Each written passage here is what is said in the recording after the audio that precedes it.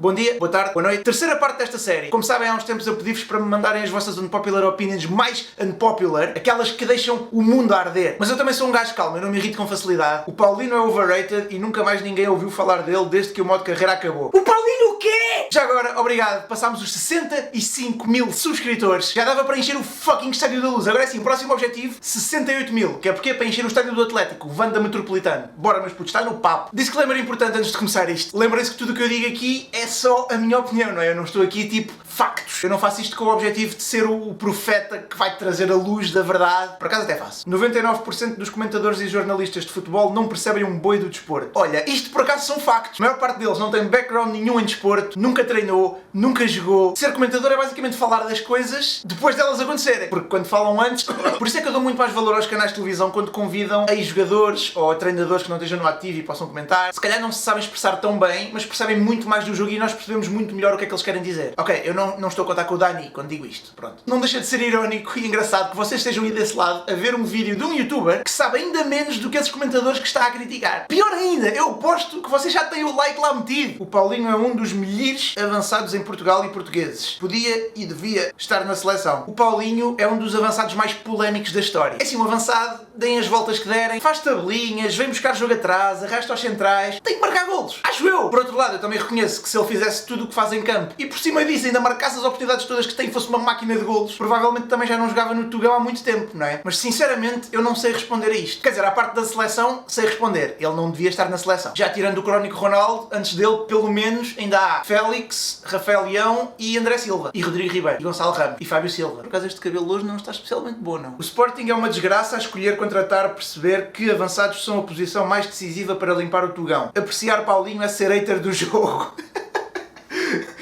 É nunca ter jogado futebol, é desconhecer que futebol é desporto, zero destreza, zero capacidade física, sabe tudo do jogo. Que destruição massiva do Paulinho, meu Deus. Sabe tudo do jogo, é o que os cientistas da bola dizem, não é? Reparem que o Paulinho consegue dividir tanto as pessoas que fica difícil definir o que é unpopular e o que não é. Vocês podem me dizer que o Paulinho é horrível e isso ser unpopular. Vocês podem me dizer que o Paulinho é o melhor avançado em Portugal e isso ser unpopular. Nem eu consigo perceber se concordo com isto ou não. Eu acho que concordo e discordo ao mesmo tempo. Ou tipo, em alguns jogos concordo, noutros jogos discordo. Mas sobre a parte do avançado ser a posição-chave do Tugão, pronto, aí estamos 100% de acordo. É muito raro o clube campeão não ter o melhor marcador do campeonato. Geralmente quando não tem é porque os da frente, os dois da frente ou os três da frente marcam muito. Nós temos 3 jogadores na frente, só 2 deles é que marcam muito. Ou marcavam, não é? Bora, quero mais opiniões unpopulares do Paulinho, venham elas. Paulinho tem o melhor rabo da Liga Portuguesa. Epá, não quero confirmar nem desmentir. Não vou ferir suscetibilidades, aceito e respeito outros gostos e opiniões, portanto isto vai ficar à apreciação de cada um. O Bragança, se tivesse as mesmas oportunidades, estava ao nível do Vitinha.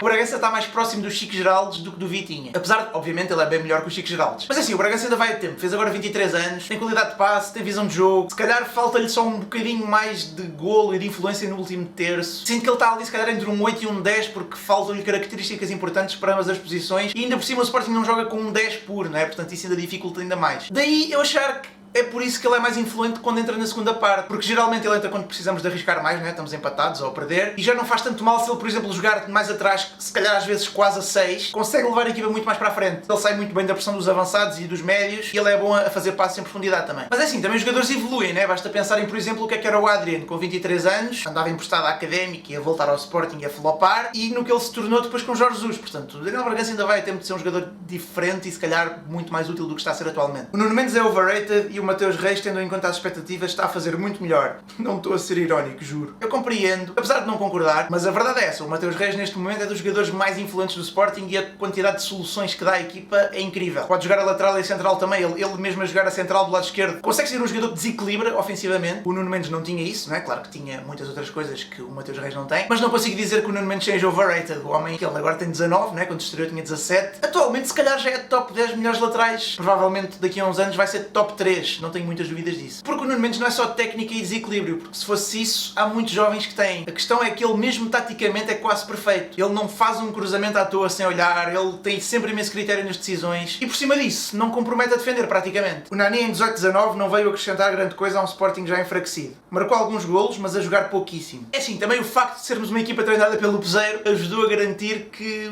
nenhum jogador acrescentasse alguma coisa, não é? Para além do Bruno Fernandes, ninguém fazia nada. Até o Bas Dost, né, que era uma máquina de golos, naquela época estava a ser uma nulidade. Depois veio o Kaiser, o Nani saiu em janeiro, juntamente com o Montero, não é? E até houve aquela polémica porque não entraram os jogadores relevantes para os substituir, saíram mais por causa de salários e assim. E por acaso até ganhamos as taças já sem eles os dois, não é? A taça da Liga e depois a taça de Portugal. Houve malta contra a saída do Nani porque ele na MLS andava lá a partir tudo. Epá, eu compreendo, mas quer dizer, é MLS, não é? Nós vimos que aquele estava a jogar no Sporting e também não era assim, não era aquele Nani que é o jogador que faz a diferença para um clube ficar em primeiro ou em segundo. Ou seja, não era um Sarabia. Pronto. E neste caso não ficámos em primeiro, mas vocês perceberam o que é que eu quis dizer. Ainda assim, claro, o Nani no Prime era melhor do que o Sarabia, não é? Estamos a comparar o que o Nani veio fazer com, por exemplo, o que o Sarabia fez esta época. Mas uma coisa que se pode argumentar, e pronto, isto acho que é factual, se o Nani tivesse ficado mais uma época, por exemplo, iria fazer melhor do que fizeram os que vieram a seguir, né? O Bolasie e o Rezé. O Rezé desistiu do futebol, né? Agora é um reality show e... Só que no final de contas não muda esse facto. E em 18-19 ele não acrescentou muito. Prime Gelson é superior a Prime Félix. Ok, este é aquele tipo de opiniões que metem o mundo a arder, não é? É isto que nós gostamos. E eu nem sequer fui muito fã do Gelson, nunca. Exceto no modo carreira do FIFA 17, Gelson Parterrins, craque. É assim, eu não estou a dizer que o Gelson era mau, simplesmente as pessoas faziam dele tipo o próximo Nani. Ele é uma mistura da qualidade de drible do Hazard, mas depois a capacidade de decisão do Saleiro. Não é por acaso que vocês sempre que virem um vídeo dele no YouTube, highlights e skills e cenas, eles cortam sempre a jogada antes do passe, porque provavelmente ele falhou o passe. Como devem calcular, também não acompanho a carreira dele no Mónaco, mas é assim, já vai com 27 anos, nunca vi um real Prime Gelson, nem sequer vai à seleção. Por outro lado, também qual é que foi o real Prime do Félix? Eu arrisco dizer que foi a época do Benfica, não é? Com o Bruno Lage. Porque no Atlético ele ainda não teve nenhuma época realmente boa, onde se tivesse realmente imposto e ser a principal referência da equipa. Ele nunca consegue assumir aquele lugar de titular indiscutível, ainda, pelo menos até agora. Já ganhou um campeonato, mas eu acho que mesmo nessa liga o Suárez acabou por ter muito mais influência que ele. Portanto, se calhar acho que é seguro assumir que o prime de ambos, Gelson e Félix, foram os dois na Liga Portuguesa, não é? O Gelson no Sporting e o Félix no Benfica. Mas mesmo aí, mesmo comparando isso, o Félix está acima. A época que ele fez no Benfica foi absolutamente incrível. O Gelson acho que nunca chegou àquele nível de influência no Sporting. RDT é considerado mais flop do que na realidade foi no Benfica. O RDT fez 3 golos e 0 assistências em 1042 minutos. Isto equivale a uma participação para golo a cada 347 minutos. Nenhum desses golos foi no campeonato, já agora. Um foi na Taça de Portugal, outro foi na Taça da Liga, outro foi na Champions. Uou, na Champions, que GOAT! Não, mas foi num jogo da fase de grupos onde já estavam a perder 3-0. Ele fez o 3-1, portanto, irrelevante. A título de comparação, o Saleiro no Sporting, na sua carreira inteira no Sporting, fez 7 golos e 5 assistências em 2498 minutos. Curiosamente, isto equivale a uma participação para golo a cada 208 minutos. Concluímos então que o RDT teve no Benfica um rendimento desportivo inferior ao que o Saleiro teve no Sporting. Alguém acha que o Saleiro não foi flop? Duvido. Adicionando a isto que o RDT custou 20 milhões, isto são aproximadamente 7 milhões por golo, ao menos o Saleiro foi de graça. Quando surgiu o Saleiro eu dizia que ia ser um grande jogador. Ainda hoje vivo com remorsos. Grande Mike. Pronto, aí, lá está aqui respondido ao tweet anterior também. Podem arranjar os argumentos que quiserem, mas ninguém me tira da cabeça que o Odisseias não é redes para o Benfica. Eu, como adepto do Sporting, não sou muito credível para opinar sobre isto, porque se me dizem que ele não é guarda-redes para o Benfica, pá, por mim que fique lá muitos e bons anos, né? Até se reformar mesmo. Mas realmente, se formos pensar em nomes de guarda-redes passados do Benfica, é tudo nomes que impõem respeito, não é? O Kim, o Júlio César, este Júlio César, Varela, o Sevilar, o Roberto...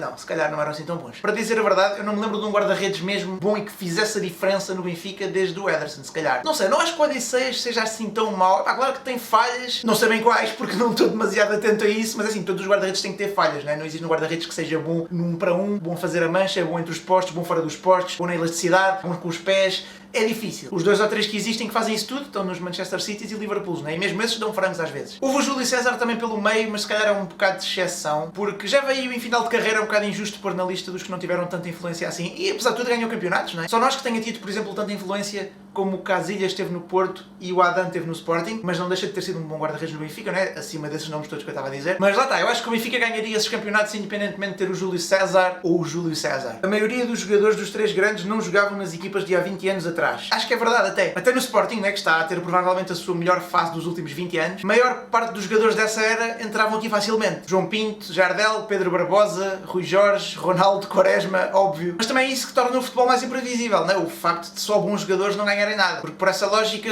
os Galácticos do Real Madrid teriam sido a melhor equipa da história e perderam 2 campeonatos para o Valência. Pronto, podemos comparar também o que é que as equipas portuguesas faziam na Europa antigamente e o que é que faziam agora. A questão é que agora também a diferença para os campeonatos maiores está maior, eles conseguem gastar muito mais dinheiro que nós. Mas sim, acho que é um bocado factual que nessa altura as equipas portuguesas iam mais longe com mais regularidade na Europa. Ou se calhar a nossa liga antigamente também estava mais nivelada por cima. Acho que não havia tanta facilidade em fazer mais de 80 pontos como há agora. Por exemplo, em 2005 também já havia 18 equipas no campeonato nessa altura e o Benfica foi campeão com 65 pontos. 65 pontos agora tinha dado para o 4º lugar, né? Que foi o que o Braga fez. Talvez do 4º para o 5º agora haja um fosso muito maior que não havia há 20 anos atrás. Na verdade, dentro da Premier League, por exemplo, isso também acontece. Está a ser normal os campeões andarem acima de 90 pontos e há 20 anos isso não acontecia. O top 7 equipas que mais pontos fizeram na história da Premier League, do top 7, 6 delas foram as últimas 6 épocas. Pelo meio único intruso é o Chelsea do Mourinho em 2005, que fez 95 pontos. João Moutinho é o jogador português mais subvalorizado da década. Verdade, para muitos adeptos, talvez isto seja unpopular opinion, mas para os treinadores que o treinaram não é. Ele sempre foi titular em todos os clubes, seleção. O Carlos Queiroz é que, pronto, preferiu levar o Rubén Amorim em vez do Moutinho. Pois, está certo, ele queria dicas para treinador, que era para lhe dar tática do banco. Se o Moutinho merece continuar a ir à seleção e ser sempre titular, pelo menos na minha opinião, né? Estou a falar a minha opinião, acho que já podia ter dado lugar a outros. Quer dizer, não é culpa dele, não é? Estamos a falar do Fernando Santos aqui. Eu, por exemplo, já o teria levado ao europeu e de certeza absoluta não o levaria ao mundial. E não é por achar que ele é mau, simplesmente acho que temos que começar a lançar os jogadores que já estão com 22, 23, 24 anos. Porque senão, quer dizer, quando é que o Rubén Neves, o Renato Sanches, o Mateus Nunes, quando é que eles vão entrar na seleção definitivamente? É quando o Moutinho se reformar aos 40, eles já tiverem também 27 ou 28? Também não faz sentido, não é? Tal como os que vieram antes do Moutinho, o Deco, o Tiago, etc., deram lugar ao Moutinho, o Moutinho agora tem que dar lugar à nova geração. Mas conhecendo o Fernando Santos como conhecemos, claro que o Moutinho não só vai a este Mundial, como vai ao próximo Europeu, como vai ao próximo Mundial, como ainda vai ao outro Europeu. Portanto, se são fãs do Moutinho, não se preocupem. O Paulo Bento leva a eita mais como treinador. Conseguiu levar o Sporting consecutivamente à Champions com uma equipa bem mais fraca do que o geral do Sporting nesta última década e no Euro 2012 só foi parado nos penaltis pelo eventual vencedor, com uma seleção mais fraca que a atual. Com a parte do Sporting não concordo tanto porque acho que a equipa não era tão fraca assim. Concordo que fez um bom trabalho no geral, mas acho que os campeonatos que fizemos foram sempre muito abaixo do potencial. Apesar de um deles,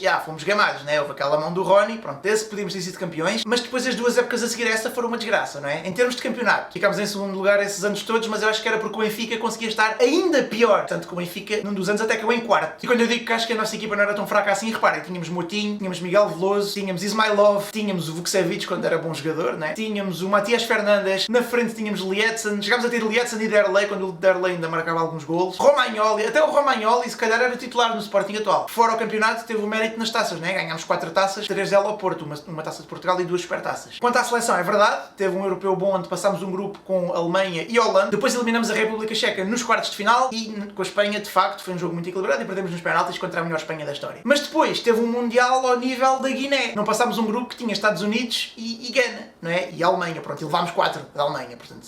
Acho que as coisas equilibram, né? Um bocadinho, se calhar. A culpa de Portugal não jogar nada não é do Fernando Santos. Ok, este comentário foi feito antes destes Jogos da Liga das Nações, porque agora estamos a jogar, agora estamos a fazer futebol total, Fernando Santos forever! Mas assim, os jogadores jogam todos bem nos clubes deles, né? Só há um sítio onde jogam todos mal, que é na seleção. Estes Jogos da Liga das Nações, estamos a melhorar. O facto do Cancelo ter vindo e já estar a jogar com regularidade também ajuda, né? Estão a ver a influência que ele está a ter, está a ser completamente absurdo, jogador incrível. Mas o problema do Fernando Santos para mim vai muito para lá da equipa jogar mal ou maioritariamente mal. Os meus problemas maiores até são ele ser muito pouco flexível, muito conservador. Primeiro que ele ponha o Nuno Mendes em vez do Rafael Guerreiro. Primeiro que ele abdique do Fonte. É preciso o Fonte falecer. Por acaso com o Otávio e com o Mateus Nunes foi rápido. Foi tipo, naturalizaram-se logo. Mas pá, depois não é só isso. Eu acho que a comunicação dele é fraca também. Acho que os jogadores não sentem realmente as intenções dele e não estão 100% com o treinador. Pronto, eu já falei disto num vídeo sobre porque é que eu acho que devíamos ter despedido o Fernando Santos. Ainda antes até de perdermos com a Sérvia. Mas se não fosse essa cena da Macedónia eliminar a Itália, estávamos em vias de ficar fora do Mundial, não é? Com a equipa que temos. Não é sequer admissível. Já no europeu anterior ficámos atrás da Ucrânia na qualificação. Nós estamos a segurar o Fernando Santos por 2016. Só. Sei lá até quando agora. Quando ficamos para o Mundial, fizemos os mínimos. Pronto, mais 6 anos de contrato. É difícil ser de português, pá. Eu sei, mas é assim, eu quero que ele me cale a boca, ok? Eu estou a dizer isto, eu quero que ele me cale, mas de uma maneira... Eu quero que ganhemos o Mundial. E aquela taça da Liga, né? A Liga das Nações. António Lopes é melhor que o Rui Patrício. O Rui Patrício não merece ser redes titular da seleção há muito tempo. Ok, continuamos na questão do Fernando Santos. E este, por acaso, não é um dos pontos onde eu acho que ele seja demasiado conservador. Porque apesar de reconhecer que o Rui Patrício, se calhar, não foi sempre o melhor guarda-redes português e, no entanto, foi sempre titular, não é? Se calhar houve momentos em que o António Lopes estava em melhor forma e nunca teve a oportunidade. No Ultimate Team ele até é melhor, né? Brincam. Mas acho que também não choca ninguém o Patrício ser a opção. No entanto, não deixa de ser curioso que o António Lopes anda uma carreira inteira à espera de uma oportunidade na seleção e depois aparece o Diogo Costa, tipo, nasce do chão e titular. E bem, atenção, e bem. Estava a dizer que é engraçado porque, pronto, o António Lopes assim tornou-se no Tiago da seleção, não é? O eterno suplente. E está feito. Já agora, não vale a pena, por exemplo, eu digo-vos para participar em coisas destas no futuro, mas é só quando eu peço, ok? Quando eu faço um story a pedir ou um tweet. Não comentem, por exemplo, neste vídeo, toma aqui uma unpopular opinion para o próximo. Não, porque eu assim não vou conseguir, não comentar aqui, outro ali, outro... Não, ok? Isto é só quando eu vos pedir, ok? No entanto, claro que se quiserem deixar unpopular opinions aí, eu posso responder no comentário, mas a questão é que eu nesse caso não vou fazer um vídeo sobre isso, ok? Estou só a avisar porque há pessoal a comentar, tipo, do nada comentou um post do Instagram, pá, unpopular opinion para o próximo vídeo. Não, isto é anarquia agora, ok? Não há regras. Mas bom, como eu disse, está feito. Muito obrigado por todo o vosso apoio, já sabem, muito obrigado mesmo. Até à próxima, fiquem bem e que mané esteja convosco. Tchau!